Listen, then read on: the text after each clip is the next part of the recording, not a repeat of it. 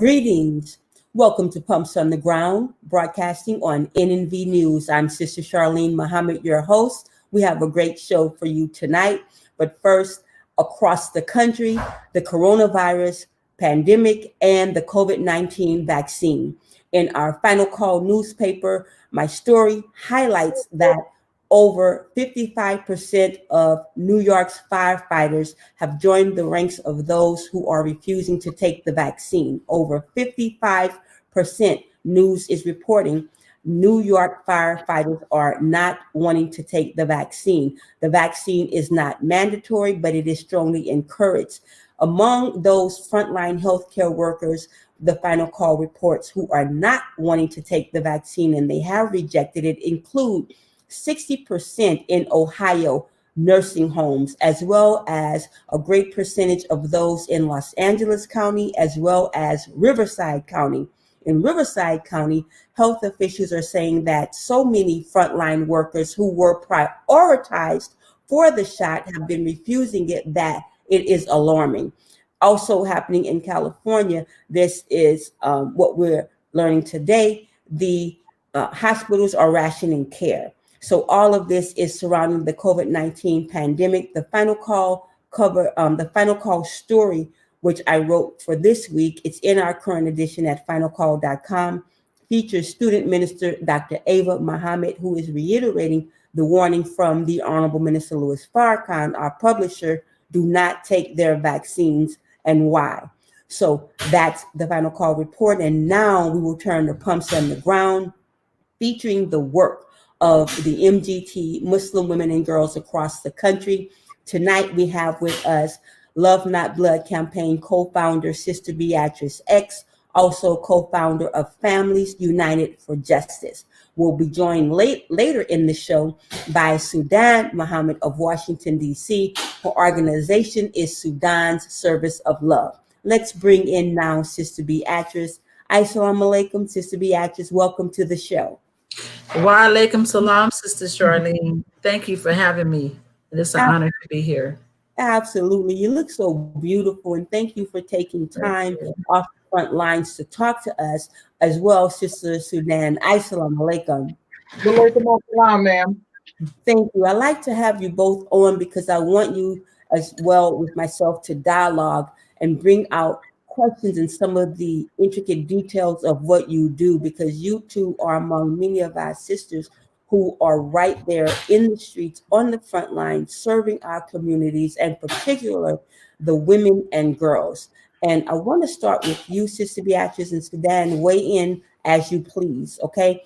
With any question or comment you have for her. But my starting with you, Sister Beatrice, for Pumps on the Ground is because right now we have breaking news coming out of Oakland, California, the Bay Area, around Oscar Grant. Oscar Grant, of course, killed 2009 New Year's Day. Sister Beatrice is going to take us into that and into a petition that a coalition is spearheading right now. So, Sister Beatrice, give us the scoop.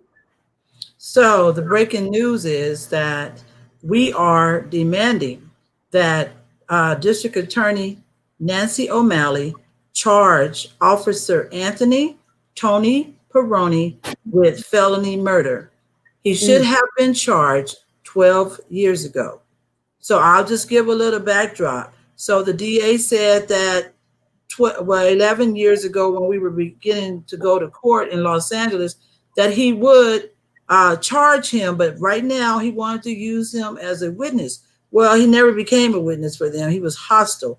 So he said that after the trial, then we'll come back and, we'll get him, right? So after the sentencing, we went to the district attorney's office and we sat with her and we said, okay, it's time to get Tony Peroni. He should be charged because it was because of him that Oscar was murdered, really.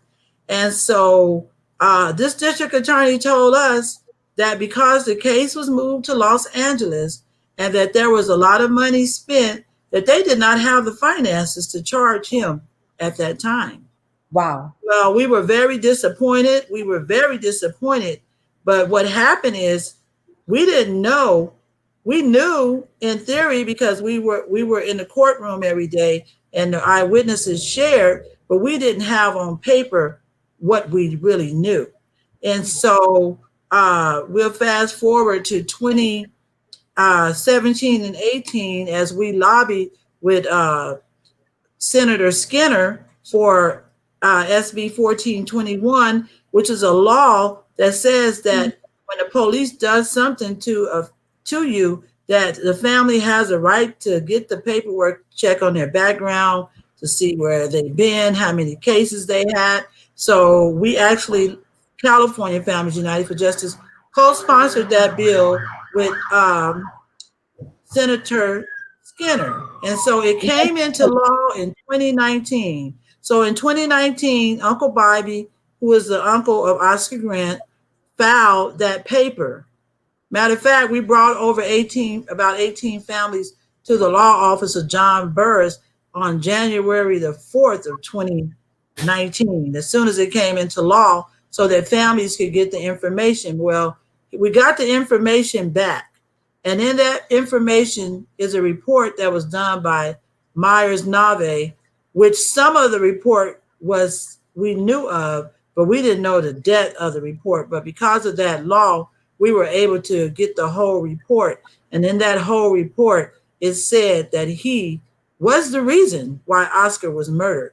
Mm-hmm. And so as we began to start thinking about how we could get this officer charged, as we were organizing, Minister Rashidullah out of San Francisco, Abdul Rashidullah Muhammad, and Minister Sabur Muhammad gave us a call and talked to us about inspiration that Minister Rashidullah had about this case and getting this man charged.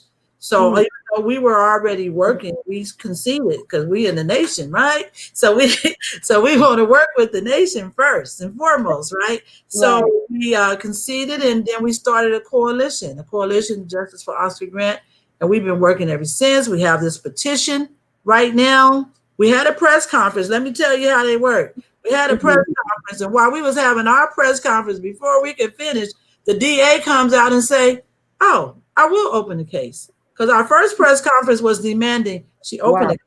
While we was having our press conference, she had to put her little thing in it. So she don't call us. She sends a tweet out while we're having the press conference and says, "Oh, I'm gonna open the case." So then when she opened the case, she just opened Pandora's boxes. We will not stop. Now that you opened it, you need to charge him. So now we're on a demand to get this officer charged, arrested, convicted, and sent to prison for the murder of Oscar Grant on murder felony charges. We have a petition. You could go to Oscar Grant, justiceforoscargrant.com, and fill out that petition. And when you do, please pass it on. And I can tell you that today was a horrible day in policing with the Jacob Blake family, and it was horrible with Tamir Rice. So we really had to collectively come together so we can hold police accountable. If we can get this officer, and we will get this officer charged, in hopes that we can inspire our communities and families all over the country to go back. There is no statutory on murder. So if they did it 20 years ago, they deserve to be charged. And so this is not a new fight. This is a continued fight in the Justice for Oscar Grant movement. So please go to the justiceforoscargrant.com, sign the petition, please pass the petition, please pass the petition. Thank you. And of course, the officer that was charged is Johannes Measurely. Let's have a little bit of background as, let them know how much time did he serve, and do you have a status on him now? But we know that case, that trial was moved to LA because Oakland rose up real heavily after the murder. 12 to 11 years. Yes, 12 to 11 years. And Johannes Measurely, who pulled the trigger, and he was only on the platform 2 minutes and 11 seconds. It was Tony Peroni who created that whole atmosphere. Johannes Measurely came into his atmosphere and his energy of racism, bullying, abuse, And in 2 minutes and 11 seconds, he had pulled the trigger and he had murdered Oscar Grant. We went to court. Yes, we traveled to Los Angeles. We was in the courtroom, and Sister Charlene will bear me witness with the racist Judge Robert Perry. He was racist. That whole atmosphere was so wrong and unfair for us to even endure. At times, it felt like we was on a plantation and still in slavery to sit there and endure that. But the jury came back. The jury came back with a involuntary manslaughter with a gun enhancement. We did not like it, but the gun enhancement would have gave him 10 years automatically.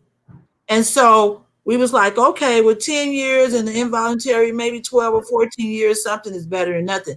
But this racist Judge Robert Perry, who treated him and acted as a godfather to this killer, he decided that he would take the gun enhancement off. He said he made an error in the instructions, even though that same thing that he used to say he made an error, it was actually an argument about 3 months before between the defense and the public, in the DA's office, saying that was going to be a problem. And he said, oh, no, it won't be no problem. That's what he said. He said, we'll handle it later. After 45 minutes of arguing about it, then he said, oh, no, that won't be a problem. When they come back up, it won't be a problem. So he really set it up, but he took the gun enhancement off, and he gave this man 2 days of good time for every day served, which came down to 11 months. So he did not spend 1 day in prison. And let me tell you, the district attorney of Oakland, California, they agreed with that. And I just shared, they agreed with that. They try to say it was not, no, it's in your hands. You went and had a private meeting and you agreed to that. So he only served 11 months in LA County Jail, we think. Okay. No one really was able to know about that. And it was a slap on the wrist. Thank you for elaborating on that as we get ready to take our first break. And we're going to come back. And Sister Sudan, when we come back from the break, we will get your sentiment, any take you want to weigh in on what you've heard and jump into what you do. And we're just going to keep the dialogue rolling. But it was a slap on the wrist. He did. They argued that heavily. Sister Beatrice, you're right. I bear witness. I saw the killer's family treated with kid gloves and coddled, and I saw the victim's family and the supporters of the victim's family harassed, snarled at. The mother, Wanda herself, and Uncle Bobby, his uncle, disallowed in court after maybe a few seconds to a minute late. But the trial being moved to Los Angeles was a problem in the first place. However, LA does have a hardcore activist base that rose up, and they were there every day. Yes, they were. Still there every day. And so that was really, really key. Before we get to the break, I want you to, again, give us the information on how people can find the petition. Give the website. You can go to justiceforoscargrant.com and sign the petition and pass the petition, and please pass the petition. And we are saying that and repeating that, but our people, come on, people, we got to start rising. We got to move out on them first instructions. We have signatures, but we really should have more if everybody signed the petition and passed the petition. Because this is not just justice for Oscar Grant, it's justice for all. And you do not want to wait till you get the call or it's your son or your daughter that's murdered by the police, and then you want everybody to rally around you. Do your part now so we don't even have to do this. We must hold police accountable, and this is a step in holding police accountable. Because if we can go back 12 years, we can go back 20 years, and we can go back 5 years, and we can go back 6 years and get all of them, because they all should be held accountable for murder. Thank you, Sister Beatrice. Finalcall.com for continued coverage throughout the years of the Oscar Grant, Justice for Oscar Grant movement, the updates. And right now, we're going to take a break. We'll come back with Sudan Muhammad of Sudan Service of Love, as well as Beatrice X of Love Not Blood campaign. Me, of course, Sister Charlene Muhammad of Pumps Not Pumps on the Ground. Thank you for tuning in to NNV News. We'll be right back. Greetings. This is Tarika Shakir Muhammad with National Network View. This week's Final Call cover story reads, Respect and Protect the Black Woman. On the freezing night of February 21st, 2019, Chicago police raid the home of Anjanette Young, leaving her nude and handcuffed after smashing down her door. Protesters gathered at police headquarters with intense anger and demand justice. The outrage and pain runs deep after another incident of foul play by police on a Black woman. To read more, subscribe to finalcalldigital.com. And thank you for tuning in to NNV News. Please share your thoughts with us in the comments section below, follow us on social media, and please subscribe to our YouTube channel, NNV News. This is Tarika Shakir Muhammad with NNVnews.com. Be a part of the force that powers truth in journalism. Your support helps to combat false media. Cash App, NNV News.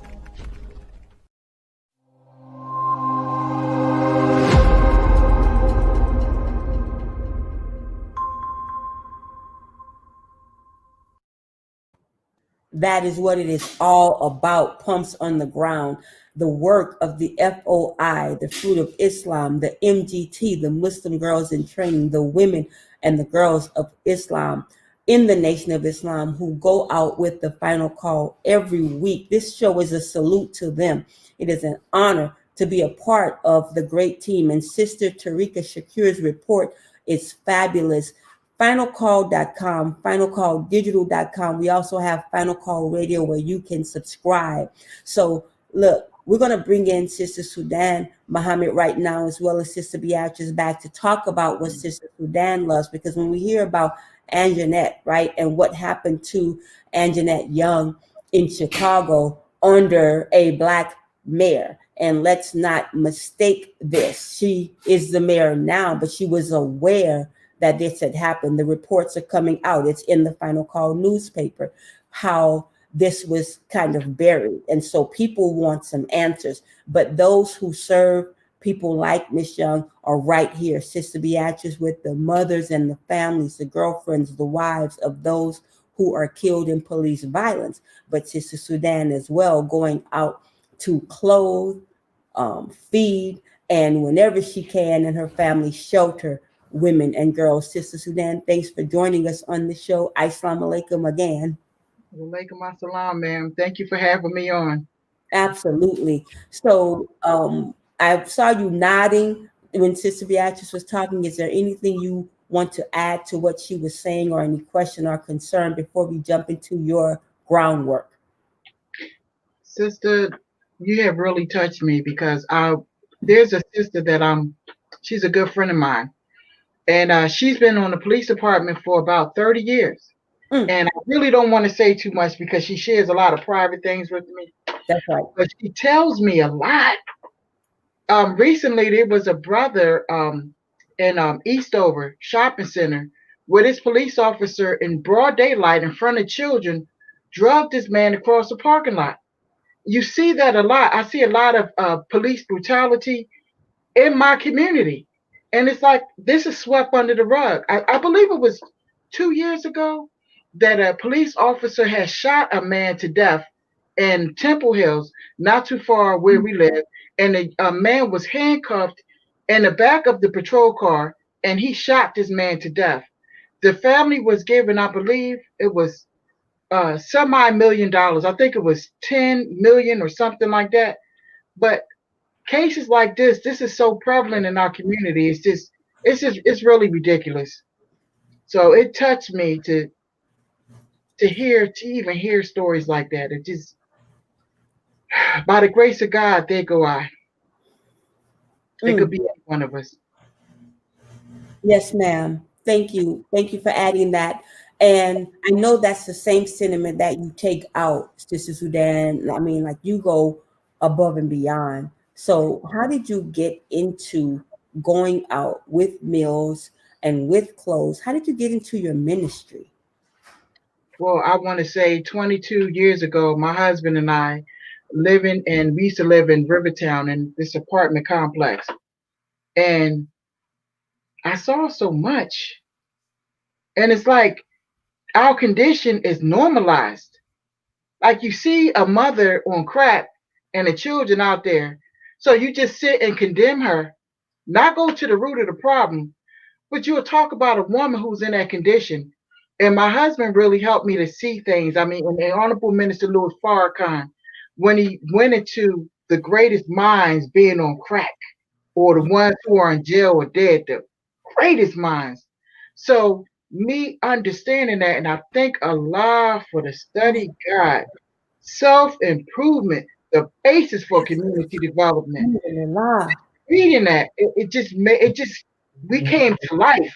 So my husband and I started in our community with mothers who were on crack. I remember my husband approached these guys and told them, look, I'm gonna tell you something. You better not sell her crack anymore. I'm telling y'all, you better not sell her crack anymore because I'ma deal with you.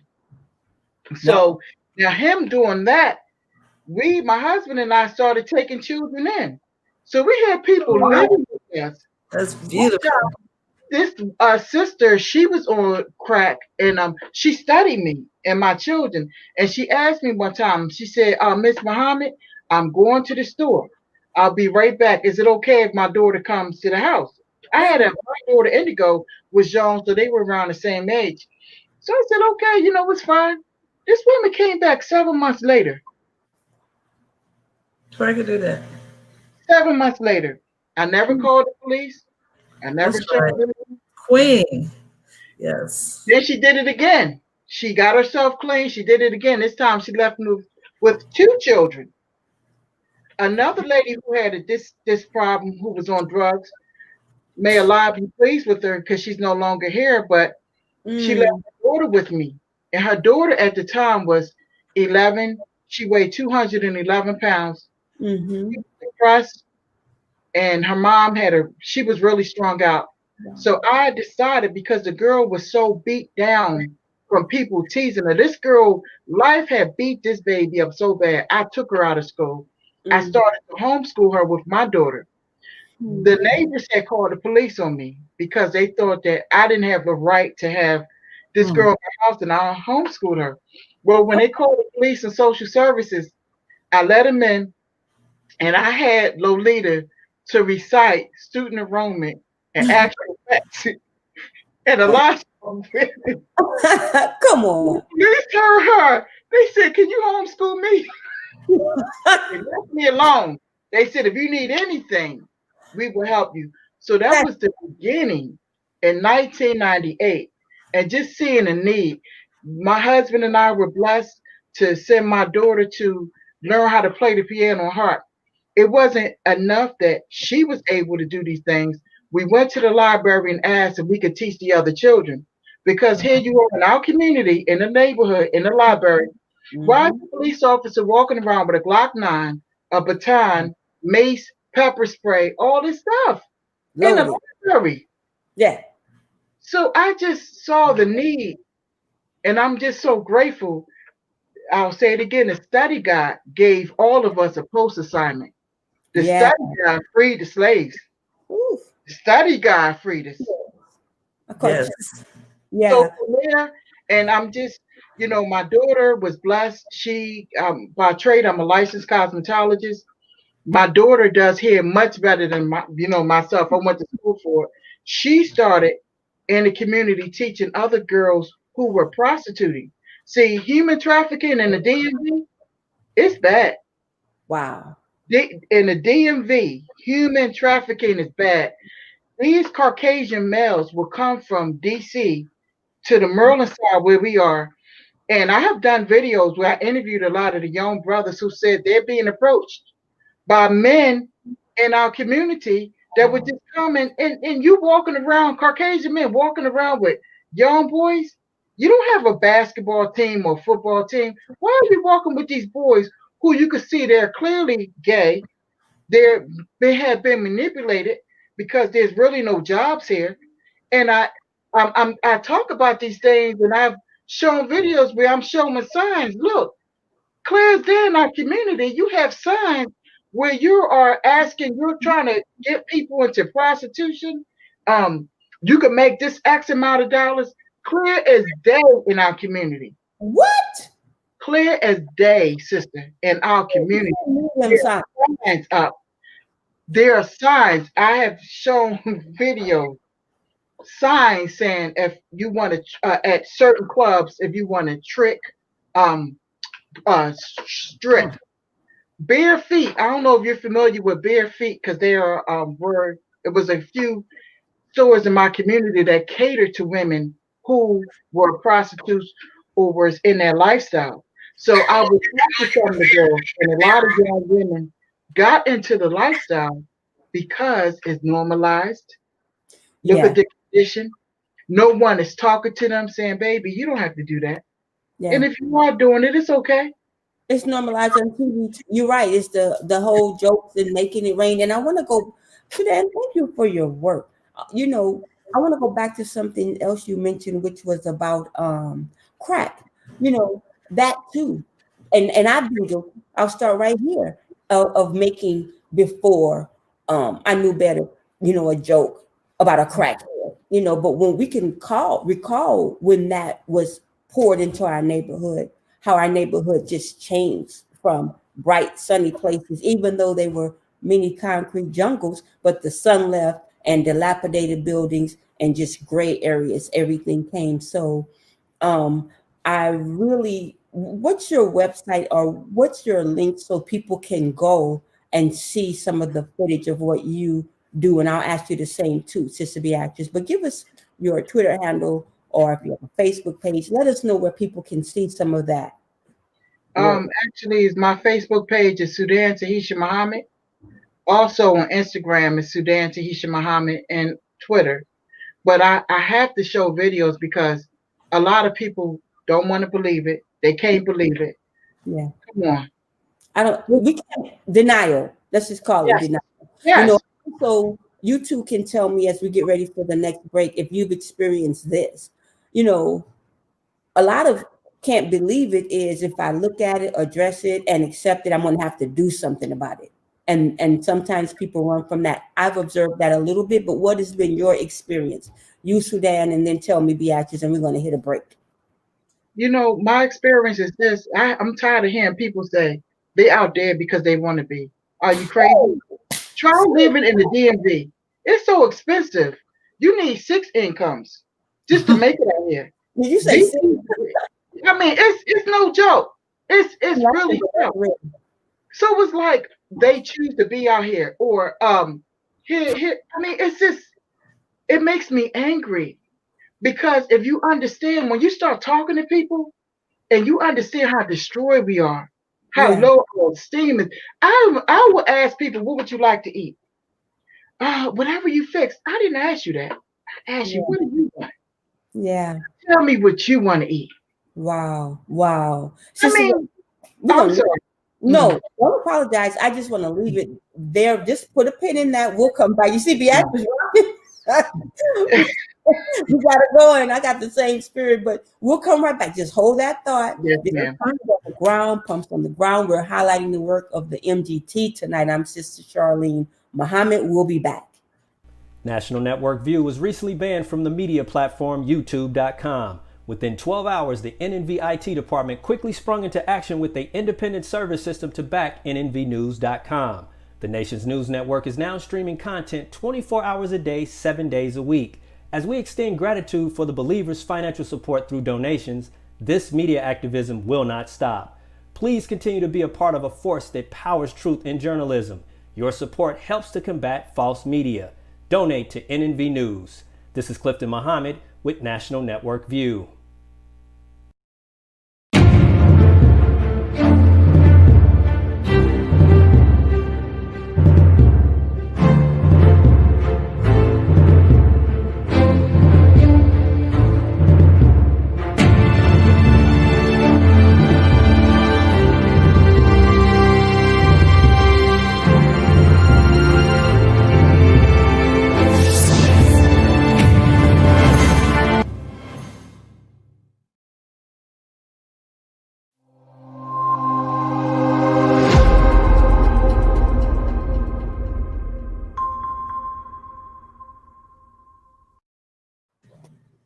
What does Dr. Ryan say? Can't stop God's truth. We're back, Sister Charlene Muhammad. That's right. Please support NNV News. Let's bring back Sister Sudan and Sister Beatrice. Beatrice, okay, Sudan, finish your point because Beatrice was rocking. I want to know what's got her going. Let's just be it.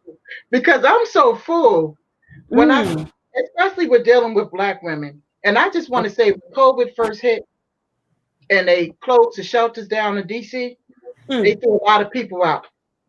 They threw them out in the street. Wow. So I noticed there were a lot of pregnant sisters on the street. So unsheltered homelessness is huge. All through the highways in DC, you see people living under the underpass. Just in the neighborhood, tents are everywhere. Women in their 70s out in tents. It's so bad, sister, with the women that's homeless, that's being raped. I had to bring a brother out who was he was a fourth degree martial artist to teach our sisters self-defense because the women were going to jail for defending themselves. And not just that, being in DC, being such a political town, a lot of the women who have been raped, the homeless women, they said people who are in positions of authority have came and got.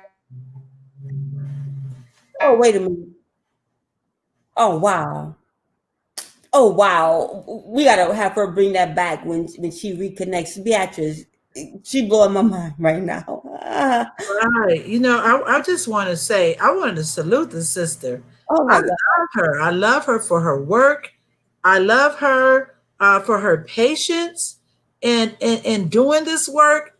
Just a little story. I kind of do that, but I can't do both because I do go out in the community and we do feed the homeless. I have a sister over here, and I found me somebody Black in San Jose because I feed my people, but we go to Oakland to feed our people. But I did connect just now, and I've been here a while, with some Black people who are homeless here so I can help them here. But just imagine that that's her work all the time. Right. And it's so beautiful because, I grew up I was 18, I was 20, that was our era when they dropped that crack in, when we was just going to college. And the one thing that we failed as a community is that we did not get our nieces and nephews. We did not get our sisters and brothers' children. We did not get our cousins' children. We fell for the narrative of the white man who called us crackheads and that we were criminals for being subjected to that which they put in our community. And as you see now, when their children is dying from opium, now it's a problem. But the opioid crisis is right. It's a problem, and they just got a problem. But it's no difference, except for you deliberately put that in our community. But we failed because we didn't have the compassion and love that we needed for our own people. I want to add something to that. And here's Sister Sudan. Great. I salute you, sister. And thank you so much. This quick I love you. And thank you for the work you're doing. Yeah, quick point, and I want to come and let you finish with that. I know it's so much, but Sister Beatrice, I do want to say that point of clarification from my observation, our mothers, the grandmothers did step in, because one of the things I reported on heavily for the final call was how unfair it was. Mothers of those who were victimized by crack they had rears, they reared their children and they took in their children's children, but that was love, and that's just what we do as our culture, But what notice I didn't say mothers and grandmothers. I know that's right, but I just wanted to really put that in for anyone, because when the thought crossed my mind, it may cross the viewer's mind. I want to just salute the grandmothers and the aunties and those that did, because this crack epidemic, this conspiracy, this diabolical scheme, what it did was it fed the prison industrial complex. The numbers increased there, the numbers in different psych wards all over the place. Just like with homelessness, this system feeds off of what ails us, and a lot of the ailments are by design. But yes, thank you, Sister Beatrice, for pointing that out. And we still need to do that more. Because what are we supposed to do? Just let each other rot on the street? But Sudan, you were to the point that you were blowing my mind. You were talking about the 4th degree brother that you got to go down there and help before you went out. Pick that up. I had to bring him down because the sisters were being raped and nobody doing anything about it. Because the Honorable Minister Louis Farrakhan said July 4th, he said he went into the mind of Satan and how you come into that mind when you think you're better than somebody. So when you think somebody's dirty, they're not clean, they don't have anywhere to go. And in DC, see, I'm from Philadelphia. There's a bougie mindset up here. I work for the government. I'm in these big, beautiful, nice homes. So they look down on people. And I don't like that. That's right. That's why I became the fearless, unapologetic reporter, because I'll put you in your place. You're not going to treat it like that. Not while I'm standing here. Because when this woman cleans herself up, you don't know who she's going to be tomorrow. You don't know who she's going to be tomorrow. So it's just that that mindset, and our sisters are so destroyed. Where I've talked to women who were just raped, and I would tell them, I will go with you to the police department. I will go with you to the hospital. And they so destroyed. They say it's my fault. Nobody's going to believe me. Oh my God. We are so destroyed, psychologically damaged, that some of us are just giving up. Yeah. I see women out there on the street. This summer, there was 2 pregnant women that I befriended. And because of COVID, and they put them out, I asked them, well, who's out here? They said, nobody's serving but you. So I put a campaign out. I need 3,000 bottles of water. Wow. Because a lot of people didn't want to catch. So me, Brother Frank, believers, friends, people in the community, we put stuff together. And I'll go out, I'll make sure they have the bottle. I had to learn how to serve. Sudan, I'm sorry. What is your Cash App, sister? We need to send you some aid right now. That is not just on you. And what I'm getting ready to hit you up. What is your Cash App, please, so we can put that out? Yes, ma'am. It's the money sign Sudan Muhammad. What is it? I'm sorry. It's the money sign Sudan Muhammad. Money sign SUDAN Muhammad, MUHAMMAD.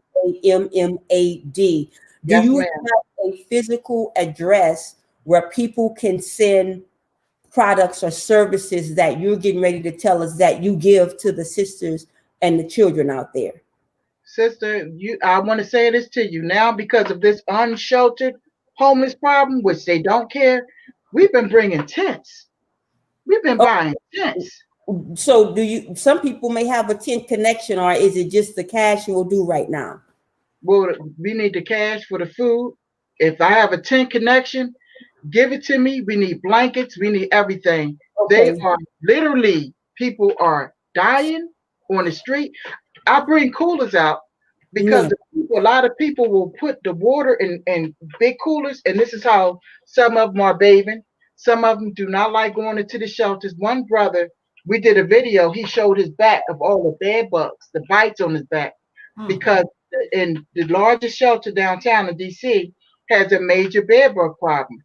I've seen people, when I come in there and serve, I've seen the people that work in the shelter are homeless and mentally ill themselves. So I've seen people get thrown down the steps. I've seen men beat up women in the shelter. The lack of love is missing in our community. That's right. And the lack of love is missing. Sister, you have a big heart, and I'm so glad that you, your husband, your children, your family are there. And by the way, congratulations on the beautiful weddings, the newlyweds, your daughters and your new sons. We're very proud of them, and we pray for you and for them, their budding marriages. Sudan, we got to help. I mean, you just like Love Not Blood, Sister Beatrice, I want yours too. Please let us know what your Cash App is, because the people you serve are rarely, if at all, served by anybody. I'm a witness bearer to that. It's a struggle. So Beatrice, what is your Cash App as well? Well, my Cash App is $Beachy X Keaton, Keeton. However, you can go to www.lovenotbloodcampaign.com and you can reach us there and donate. But I just want to say that what the sister is saying, that I just want to say to all the highfalutin folks, by the grace of God, there go you. You see them tents or I. That's what I'm saying. But every time I see that, anything can change for us in the twinkling in the eye. Allah may use that for a trial for you and your family. You don't know. So the work that you're doing, and I can say in California, we have a problem. I mean, if you come here, wow, we have a really serious problem. We do what we can, even though we're in this fight for justice, for police accountability. We still have to help our community because we still driving by our people, seeing them in the condition that they're in. So we do have drives periodically to help our family and our people in these communities. And we really feed every week. That famous bean soup, you can't go wrong with that bean soup, you know. And so we just go out and do bean soup or whatever people give us that we give. But that fight to keep our people with the basic necessaries. Oh my God, the basic necessaries. And so yes. Give your info again. Give it again. Oh, I want www.lovenotbloodcampaign.org or $BGX Keaton. And I also want to talk about this signature. Please get your network. And just everybody, let's just get your network. Get 5,000 signatures on your own. I know you know 5,000 people. Get 500. Get 300. Let's get this petition signed. You can go to the justiceforoscargrantmovement.com, sign this petition, and then send it to someone, and then text them back and see if they signed it. We have to get this done. We got so many fights on so many levels. There's so much work for us all. No one should not be working, especially under the divine leadership of the Honorable Minister Louis Farrakhan.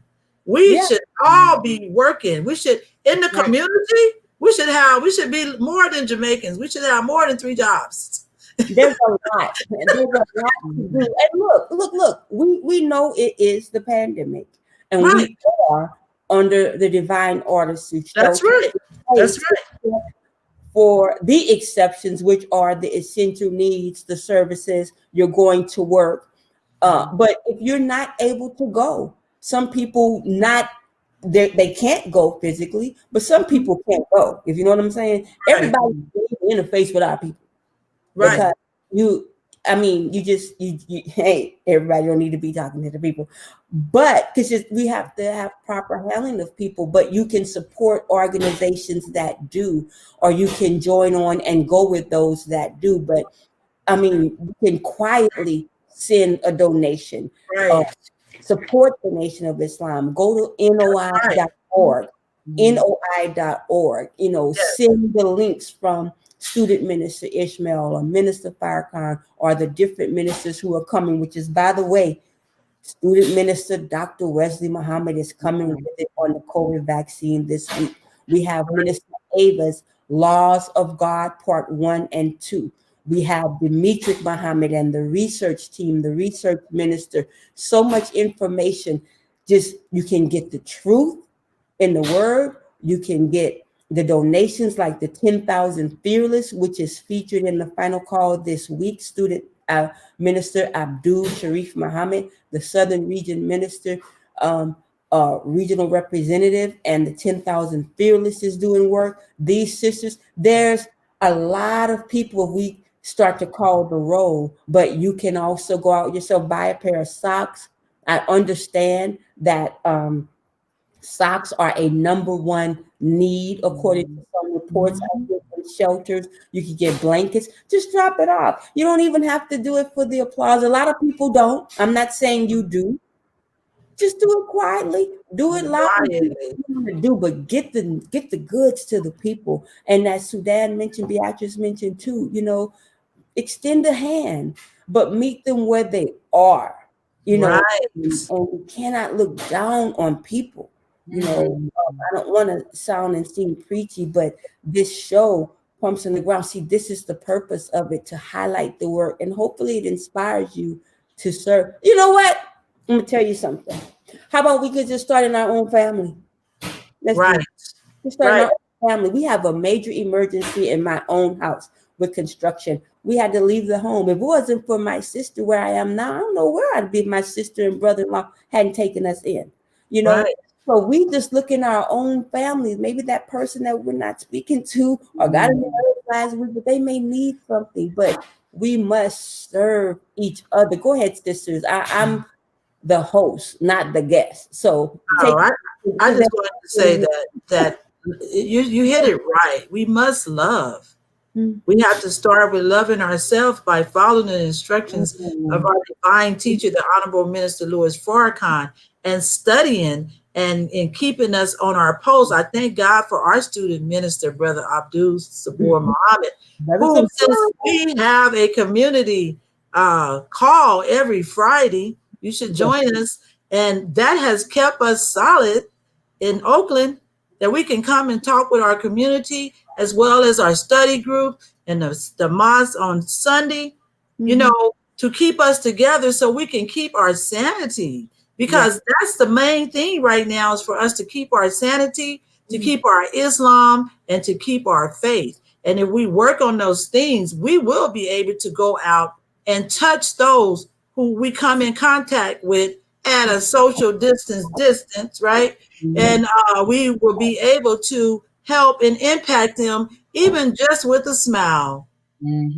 We change lives when we are embodied with all the tools that Master Farad Muhammad came and gave to us. Yeah.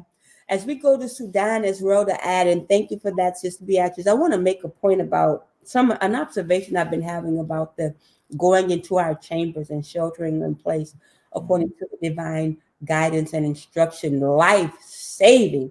Life-saving. And that's what makes what you and sisters like you and the FOI who go out with the paper and the mask and the books, so precious. It's like when the fruit are out, bringing the paper is enough, but their presence, as someone called me today, shared, is just, she felt safe just knowing that one FOI is in the vicinity, but some.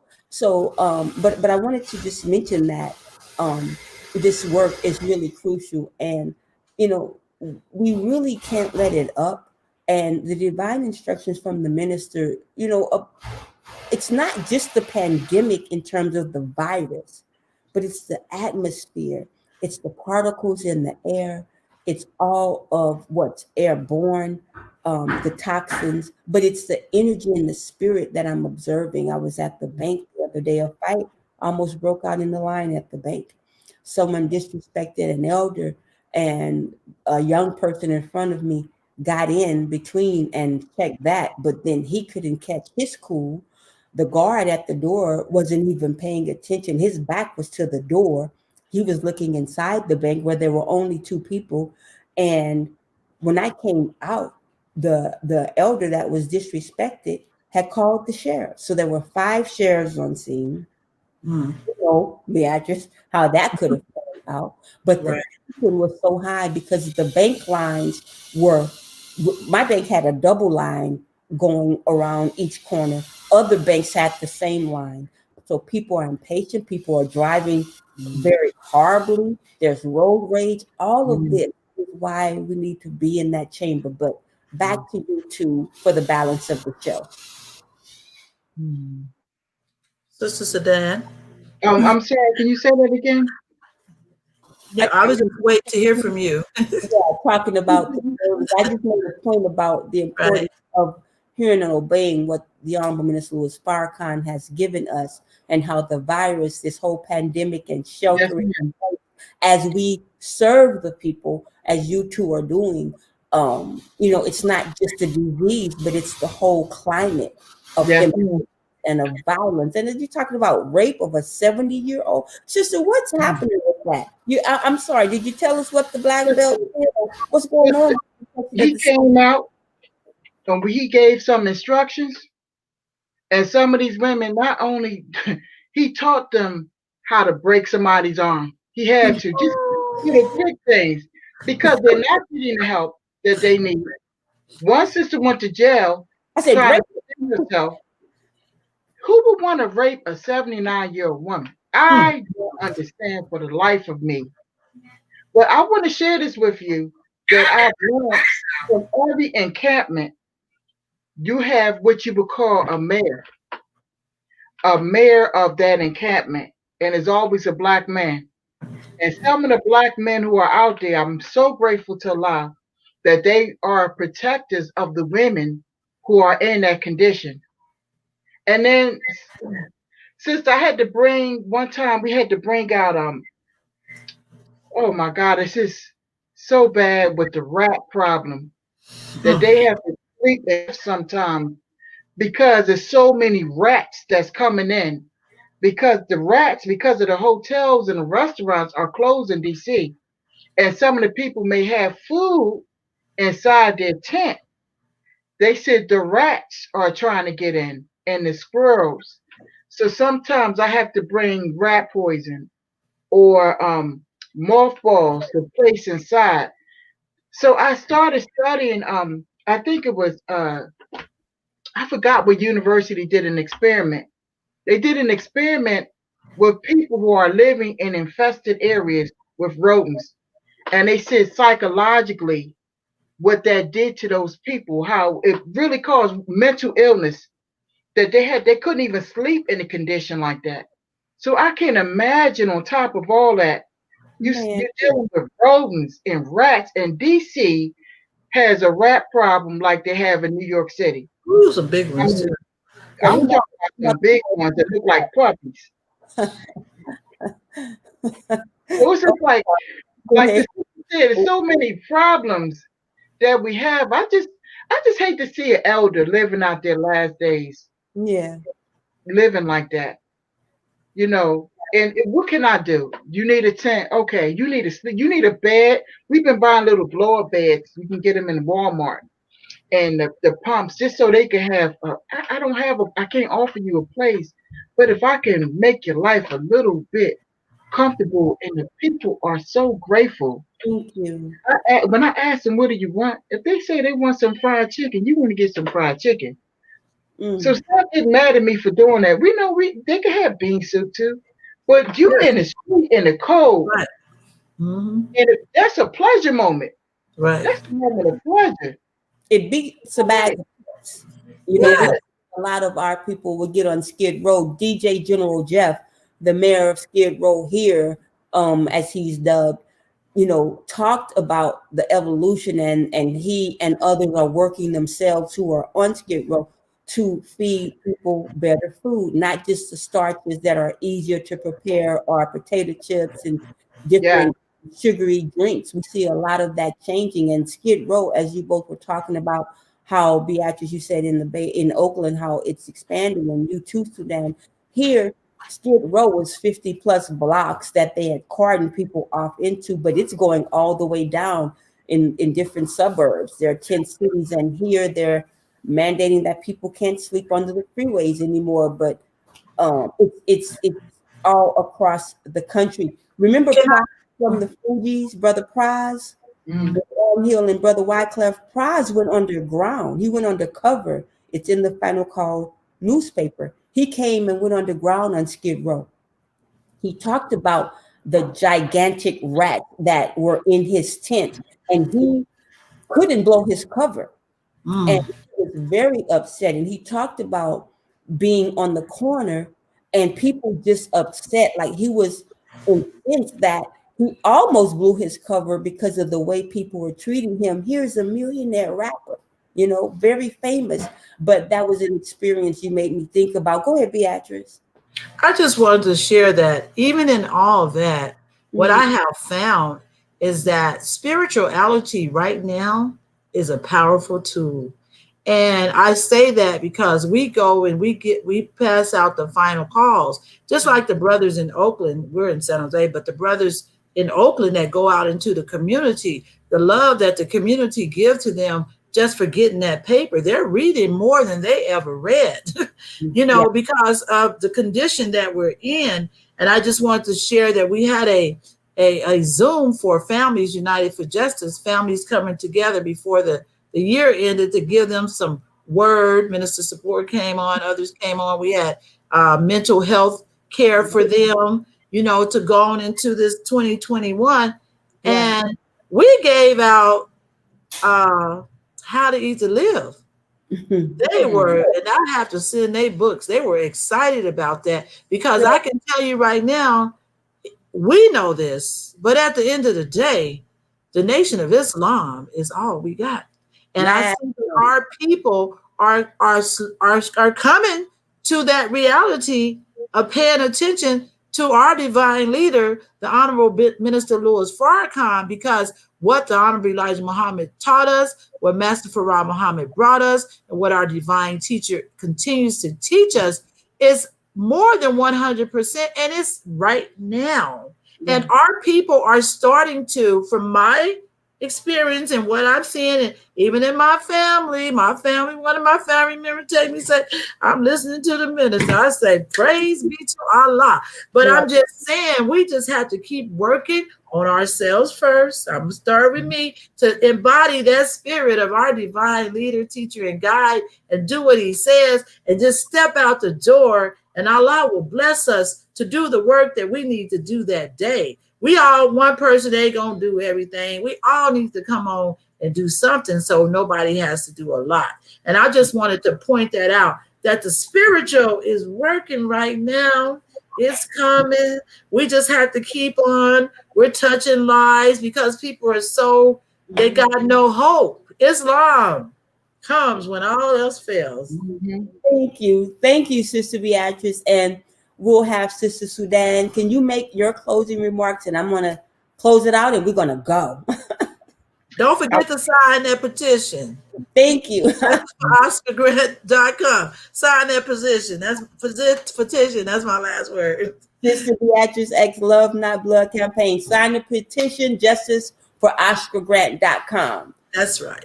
So, stay right there, though, Sister Sudan. I just want to say to people, a lot of the homeless people are, they'll come to me and say, can you tell the Honorable Minister Louis Farrakhan that this is happening? And they always do that because our signature with everything is always a Final Call newspaper. And That's you right. said it. See, it's the love. They know who we represent. That's right. It's the love. And in this climate, for somebody to check up on you, in this climate, to see how you doing. You all right? What do you need? What do you want to eat? Man, that's a beautiful thing because I've known even for myself, we really don't check up on each other. That's right. I'm going to keep it 100. We don't. That's right. We don't check up on each other. Wow. We say, do you need anything? See, that love is the energy, is a vibration. It's a frequency. You can feel it. Yeah. And that's what we all see. The time of talk is over. Just let people know. Yeah. Yeah. Thank you. I appreciate you for allowing me to be on this wonderful show. Thank you so much. It's for you. You must come back. All praises due to Allah. The show is for you. The show is for those doing the work. And it's for community partners. Let's not forget. It's to highlight the work of the men and the women in the Nation of Islam and their partners, because I know that we do it in conjunction. But it's just time. It's time to salute the FOI and the MDT who are walking in the spirit of Minister Farrakhan. That is the goal of Pumps on the Ground. And please, I ask you to support these two sisters and their organizations and support NNV News. We saw the beautiful commercial, Brother Clifton. The Cash App is there. Spread the show. This is our first show of the new year, and we hope to continue to get better and better. And look, nominate someone to be on the show. Nominate an FY and MGT. And my Cash App is Cash App Pumps on the Ground. if you would like to support as well. So Sister Beatrice, Sister Sudan, thank you so much for being with us. That's our show. Assalamu alaikum. And I'm Dagan. I'm Sister Charlene Muhammad. See you soon. Assalamu alaikum. Be a part of the force that powers truth in journalism. Your support helps to combat false media. Cash App NNV News.